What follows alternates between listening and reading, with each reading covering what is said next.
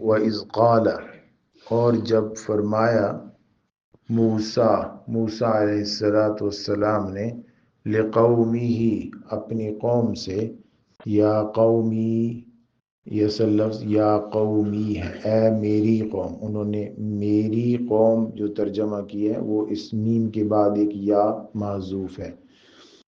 Income ظلمتم بے شک آپ نے ظلم کیا ہے انفسکم اپنی جانوں پر باتخاذکم العجل بچڑے کو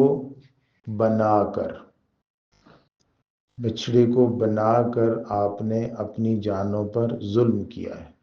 تو میں نے عرض کیا تھا کہ اتخاذ کا لفظ جعل کے معنی میں آتا ہے۔ فتوبوا الی بارئکم پس توبہ کرو اپنے رب کی طرف، اپنے خالق کی طرف۔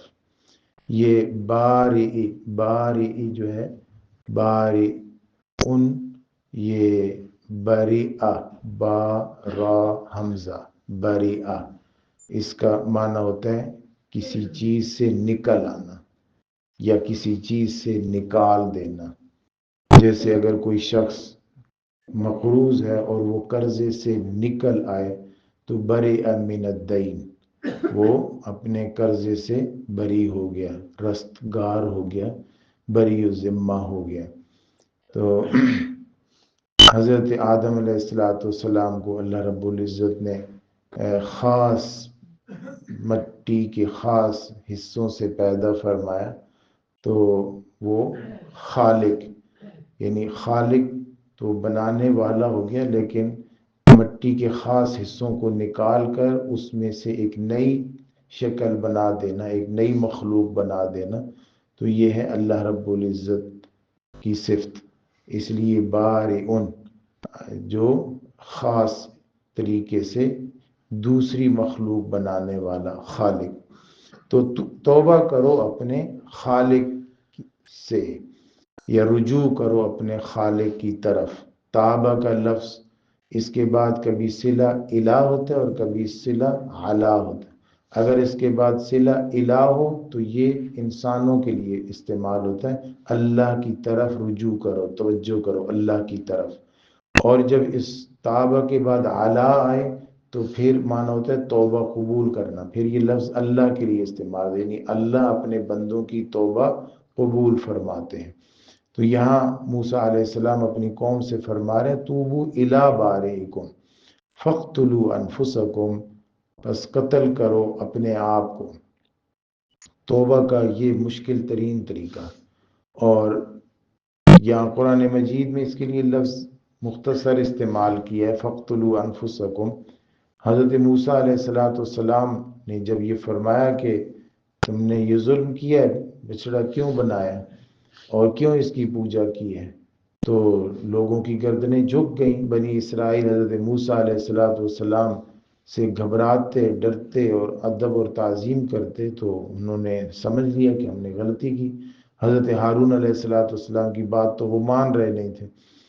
تو اب حضرت موسیٰ علیہ السلام نے فرمایا کہ اللہ نے یہ حکم دیا ہے کہ جنہوں نے پوجا کی ہے وہ قتل کیے جائیں گے، اور جنہوں نے پوجا نہیں کی تھی، منع کر رہے تھے پوجا کرنے سے، وہ قتل کریں گے۔ تو میدان میں جمع کیا گیا بنی اسرائیل کو، اور حکم ہوا کہ جنہوں نے پوجا کی تھی وہ بیٹھ جائیں۔ تو وہ بیٹھ گئے کھڑے پاؤں کے ساتھ، گھٹنوں کے ساتھ بیٹھ گئے، اور فرمایا کہ اپنی گردنیں جھکا دیں، اور وہ جو منع کرنے والے تھے ان کے ہاتھوں میں تلواریں دی گئیں۔ تو وہ جب قتل کرنے لگے تو انہوں نے دیکھا کہ کبھی تو ایسا ہے کہ بیٹے کے ہاتھ میں تلوار ہے اور نیچے باپ کا سر جھکا ہوا ہے، کبھی ایسا ہے کہ باپ کے ہاتھ میں تلوار ہے اور نیچے بیٹے کا سر جھکا ہوا ہے، اس طرح کے رشتے تھے۔ تو اس محبت میں آ کر ان کی تلواریں ان کے ہاتھوں سے گرنے لگی اور وہ یہ کام نہیں کر پا رہے تھے۔ تو حضرت موسیٰ علیہ السلام نے دوبارہ عرض کی کہ یہ ان کے لیے کرنا مشکل ہو گیا، تو کچھ دیر کے لیے اندھیرا طاری کیا گیا، اور اس اندھیرے میں پھر انہوں نے یہ کام کیا۔ اور جب بہت دیر تک یہ کام ہوتا رہا تو اس کے بعد حضرت موسیٰ علیہ السلام اور حضرت ہارون علیہ السلام نے دعا کی کہ یا اللہ اب بنی اسرائیل تو ختم ہو جائیں گے اس طرح. تو اللہ تعالیٰ نے فرمایا کہ ٹھیک ہے، اب جو باقی بچ گئے ان کی بھی توبہ قبول، اور جو قتل ہو گئے ان کی بھی توبہ قبول. یہ بتایا گیا تھا کہ جس نے اوپر دیکھا یعنی قاتل کی طرف دیکھا یا قاتل کو پاؤں سے پہچاننے کی کوشش کی، وہ قتل تو ہو جائے گا لیکن وہ ملعون ہے، اس پر اس کی توبہ قبول نہیں ہے، اس قتل کے باوجود بھی اس کی توبہ قبول نہیں ہوگی. تو اس کو پورے طریقے سے رازداری کے ساتھ کرتے رہے. تو جب تک اندھیرا تھا کرتے رہے. 70,000 بنی اسرائیل اس میں قتل ہوئی. فَاقْتُلُوا أَنفُسَكُمْ، اپنے آپ کو قتل کرو. 70,000 بنی اسرائیل اس میں قتل ہوئی، اور یہ ان کی توبہ کا طریقہ تھا. یہ ایک ہی بار ایسا ہوا کہ ایک ہی گناہ پر انہیں یہ فرمایا گیا کہ قتل کرو اپنے آپ کو. باقی اس کے علاوہ جو ان کے گناہ تھے اس پر 3 طرح کی قربانیاں تھیں یا توبہ کے اور طریقے بتائے گئے تھے.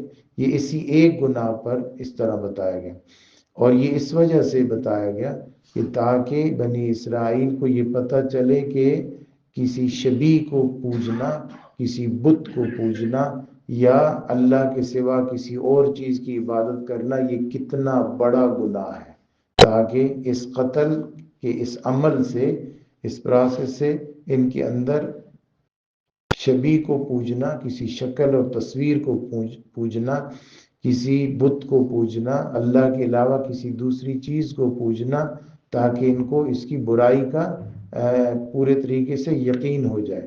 اتنی سخت توبہ کا پروسیس اس لیے رکھا گیا.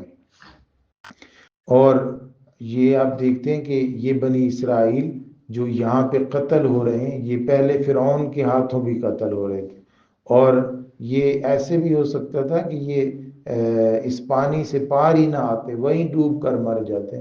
لیکن آنے والی نسلوں تک اس بات کو سمجھا دیا گیا کہ تاکہ انہیں پتہ چلے کہ شرک نہیں کرنا.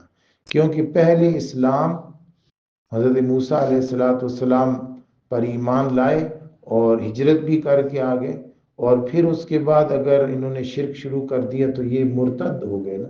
تو مرتد کی سزا تو قتل ہی ہے، اس لیے ان کو قتل کا بھی حکم دیا. ذالکم خیر لکم، یہ ہی بہتر ہے تمہارے لیے تمہارے رب کے ہاں. فتاب علیکم، پس وہ تمہاری توبہ قبول فرما لے گا. یہ تاب علی گیا، ادھر تاب علی، اوپر توبو الی.